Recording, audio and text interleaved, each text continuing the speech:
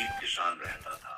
रामू बहुत मेहनती था, लेकिन उसके पास जमीन का छोटा टुकड़ा था जिससे वह बड़ी मुश्किल से अपने परिवार का पालन पोषण कर पाता था।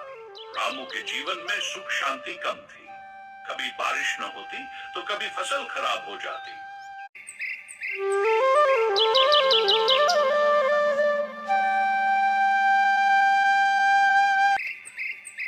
एक दिन निराश होकर वह अपने खेत के किनारे बैठा था। उसी समय एक साधु महाराज वहां से गुजर रहे थे। साधु ने रामू को उदास देखा और उसके पास जाकर बोले, बेटा, तुम इतने दुखी क्यों हो? रामू ने साधु महाराज को अपनी गरीबी और कठिनाइयों के बारे में बताया। साधु ने मुस्कुराकर कहा, तुम्हारे पास जो है उसकी कद्र करो। मेहनत और धैर्य से सब संभव है। लेकिन मैं तुम्हें एक वरदान देता हूँ। तुम्हें जो भी बीज बोओगे वह सोने में बदल जाएगा। रामू के चेहरे पर खुशी की लहर दौड़ गई।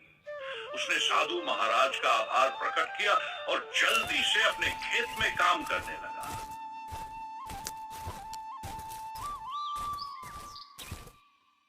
रामू ने बीज बोए और कुछ ही दिनों में उसकी फसल लहलहाने लगी।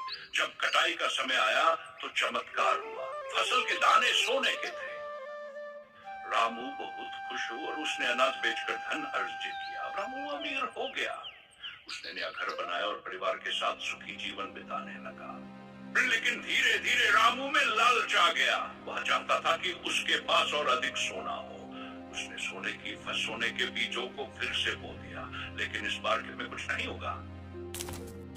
रामू दुखी होकर साधु महाराज के पास गया। उन साधु महाराज ने मुस्कुराकर कहा, धन से ज्यादा महत्वपूर्ण संतोष है। जो तुम्हारे पास है उसी में सुख देखो। लाज का कोई अंत नहीं है। सीख, धैर्य और संतोष से जीवन में सुख आता है। लालच करने से हाथ में धन भी चला जाता है। लाइक का बटन दबाना फ्री है, तो दबा ही दीजिए। आपके लाइक से हमें और मेहनत करने की प्रेरणा मिलेगी।